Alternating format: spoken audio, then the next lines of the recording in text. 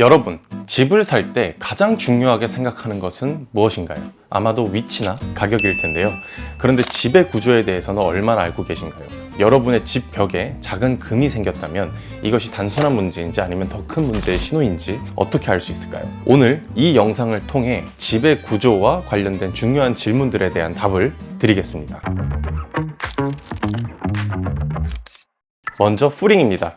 집의 기초를 이루는 매우 중요한 두 가지 요소는 풀링과 파운데이션입니다. 풀링은 집의 가장 밑바닥에서 집의 무게를 땅에 전달하는 역할을 하고, 파운데이션은 그 위에 올라서서 집 전체를 지탱하는 구조물입니다. 이 풀링은 집의 모든 무게를 땅에 고르게 전달해주고 집이 가라앉지 않도록 안정적으로 지탱을 해주는 역할을 합니다. 땅 속에 숨겨져서 잘 보이지는 않지만 이제 풀링이 제대로 시공이 되지 않으면 이 시간이 지나면서 이 집 벽이 한쪽이 이제 기울기 시작하고 주저앉기 시작하면서 금이 갈 수 있습니다. 집을 구매하거나 리모델링을 할 때는 기존 구조와의 변화를 반드시 확인을 해야 되는데요. 만약에 2층을 새로 추가한다거나 집의 외장재 마감을 벽돌로 변경을 한다거나 새로운 파이프 설치나 반지하에 계단을 추가를 한다거나 이런 작업 등 풀링에 미칠 영향을 고려하여서 공사를 진행을 해야 안전하기 때문에 항상 전문가와 상의하는 것이 필요합니다. 그래서 타운하우스나 듀플렉스 같은 공동주택의 경우에는 한 유닛의 공사가 밑에 다른 유닛의 영향을 같이 미칠 수 있어서 제약이 많이 따를 수밖에 없고요. 그렇기 때문에 풀링 작업은 이 집의 기본적인 안정성을 유지를 하는데 매우 중요하고, 집을 새로 짓거나 리모델링을 할 때는 꼭 신경을 써야 할 부분입니다.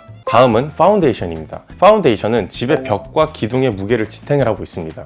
이 파운데이션이 얼마나 튼튼하냐에 따라 집 전체의 안정성이 결정된다고 할 수 있습니다. 파운데이션은 단순히 집을 떠받치는 역할만 하는 것이 아니라 이 집과 토양 사이에 습기를 차단을 하는 방습 장벽의 역할도 합니다. 이렇게 인슐레이티드 콘크리트 폼 같이 생긴 것들을 이용해서 이 단열성이 강화된 거푸집이라 그러죠. 거푸집을 사용해서 집의 에너지 효율을 높이는 방법으로 둘레로 놓고 그 위에 이렇게 콘크리트를 부어서 파운데이션을 마감을 하는데, 또 이 파운데이션은 높이에 따라서 베이스먼트나 크롤 스페이스 같은 공간을 확보를 할 수 있는데요. 특히 크롤 스페이스는 천장 높이가 6피트 이하인 경우가 대부분으로서 이 법적으로 리버블 공간으로는 취급을 하지 못합니다. 추가 수납 공간이나 그 메커니컬 룸, 기계실로 사용이 주로 되고 있고요. 그리고 이 크롤 스페이스는 대부분이 unfinished area로 남겨져 있기 때문에 배관이나 배선을 수리나 레노베이션을 하실 때 약간 접근성이 좋아서 매우 유리한 점도 있습니다.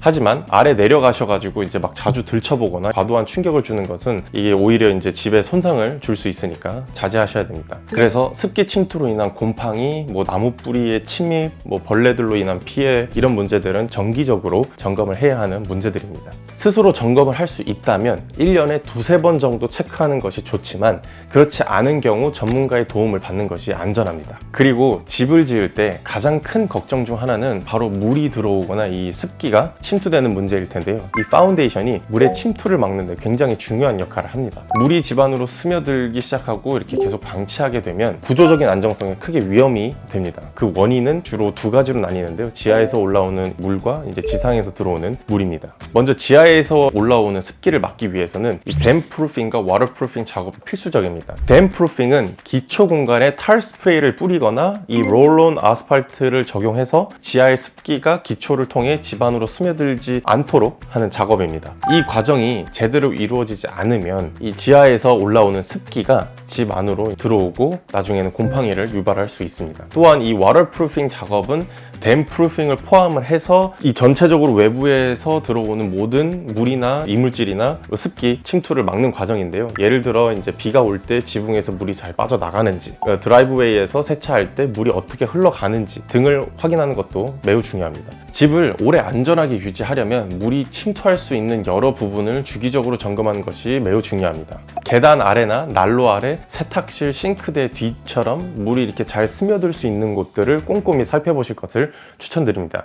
다음으로 이제 조금 더 올라가서 바닥입니다. 플로어링, 구조에 대해서 이야기해 보겠습니다. 바닥은 단순히 걸어다니는 곳이 아닌 집의 안정성과 편안함을 결정짓는 중요한 요소입니다. 이 바닥 구조의 핵심은 바로 조이스트라는 이 자재인데요. 조이스트들이 집 전체를 지탱하는 한마디로 숨은 영웅이라고 할 수 있겠습니다. 바닥을 간단히 설명을 하자면 큰 빔이 중심을 잡고 그 사이사이에 조이스트 조이스트들이 2인치 간격으로 촘촘히 배치가 됩니다. 이 위에 서플로어가 깔리고 조이스트들 사이사이에 이렇게 브릿지로 연결이 되거나 블락킹으로 흔들리지 않도록 지지대가 추가됩니다. 촘촘하게 짜인 구조가 집 전체의 무게를 균일하게 분산시키고 바닥을 좀 안정적으로 지탱을 하는 역할을 합니다. 하지만 현실적으로 모든 집이 100% 완벽하게 시공이 되는 것은 아닙니다. 시간이 지나면서 이 집이 세틀링이 되면서 조이스트나 빔이 약간씩 쪼그라들거나 휘어질 수도 있습니다. 자연스러운 현상이지만 이 현상이 심해지면 나중에 매물을 팔 때, 그리고 팔면서 이제 인스펙션을 할 때 아주 치명적인 하자로 보일 수 있습니다. 특히 오래된 집에서 이런 문제는 더 자주 발생합니다. 예를 들어 집안을 걸어 다니다 보면 끼룩끼룩, 그러니까 스퀴키 사운드라 그러죠. 소리가 나는 경우가 있는데 시간이 지나면서 나무가 마르고 조금 쪼그라들어서 이제 조이스트가 결국 휘어졌거나 이제 굴곡이 생기면서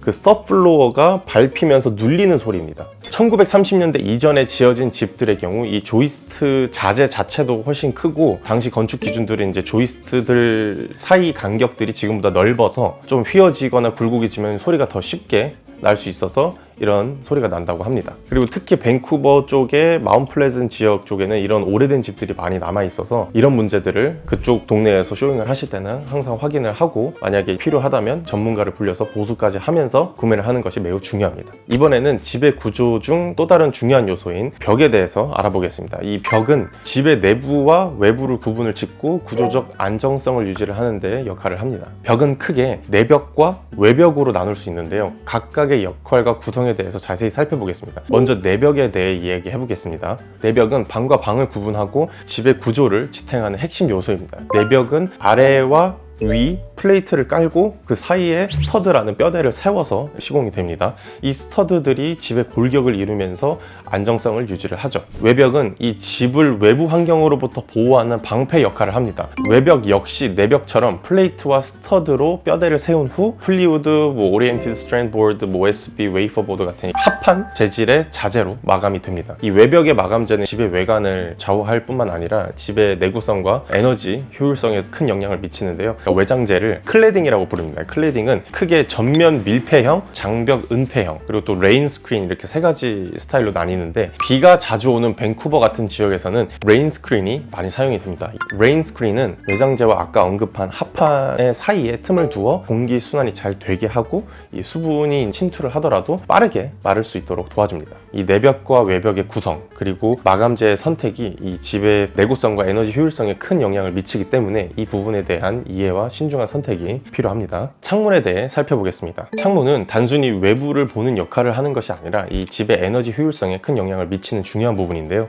창문의 기본적인 구조부터 한번 살펴보겠습니다. 창문의 이 사시는 유리를 지지하는 이 프레임을 의미합니다. 우리가 흔히 사용하는 그 샤시라고 하잖아요. 사시에서 온 것입니다. 사시는 이 창문의 뼈대를 이루고 이제 창문의 그 견고함과 이 단열성을 결정짓는 핵심 요소입니다. 이 창문에서 가장 많이 논의되는 부분 중 하나가 바로 이 단열입니다. 싱글 글레이즈드, 더블 글레이즈드, 트리플 글레이즈드와 같은 용어들은 창의 개수를 나타냅니다. 일반적으로 더블 글레이즈드 윈도우가 많이 보편화되고 상용이 되고 있는데요. 두 겹의 유리를 사용해서 단열성을 높이는 방법입니다. 층수가 많으면 많을수록 집안의 열을 더 잘 보존하고 또 소음도 좀 더 효과적으로 차단을 할 수 있습니다. 지금 보시는 영상은 이 트리플 글레이즈드 창문의 외부 소음을 차단을 잘 보여주는 영상입니다.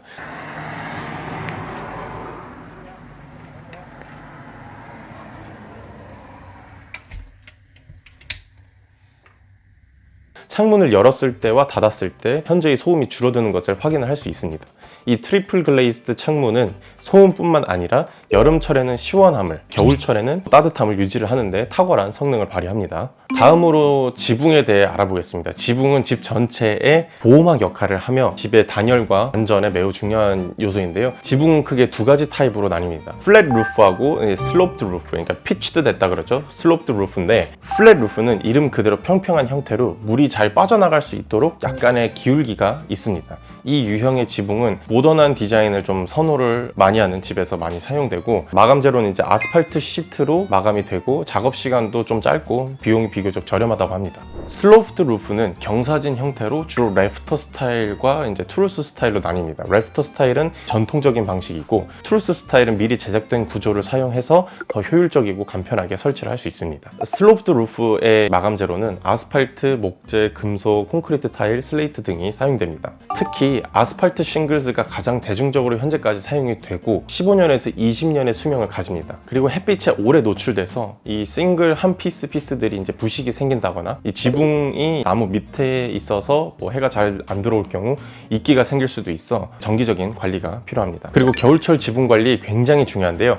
아이스 데밍 현상 때문입니다. 이 눈이 많이 내린 뒤에 다음날 기온이 급격히 떨어지면서 지붕 위에 쌓였던 눈이 녹았다가 다시 얼어서 댐을 형성을 할 수 있습니다. 이것이 바로 아이스 데밍입니다. 이 댐은 물이 지붕에서 빠져나가는 것을 방해해서 물이 지붕 내부로 바로 침투하게 만들고 이로 인해서 곰팡이와 같은 문제를 발생을 시킵니다. 이러한 문제를 예방하기 위해서는 눈이 쌓인 뒤에 지붕 상태를 잘 모니터링 하시고 필요한 경우 즉시 조치를 취하는 것이 중요합니다. 오늘은 집 구조에 대해서 알아보았는데 조금이라도 도움이 되셨나요? 오늘은 내용이 조금 길었습니다. 그래도 한국에서의 그 아파트 문화에서 북미로 넘어오셔서 집에 대해 제일 먼저 새롭게 다가올 문화가 하우스라고 생각이 들어서 이번에 이런 영상을 한번 만들어 봤습니다. 집의 구조와 그 중요성에 대해 깊이 이해하고 앞으로 관리는 어떻게 하고 단점을 보완을 할 수 있을지 고객분들한테 더 나은 결정을 내릴 수 있도록 항상 노력하고 업데이트 드리겠습니다. 여러분의 집을 찾는 여정에 함께하고 싶습니다. 영상 시청해주셔서 감사하고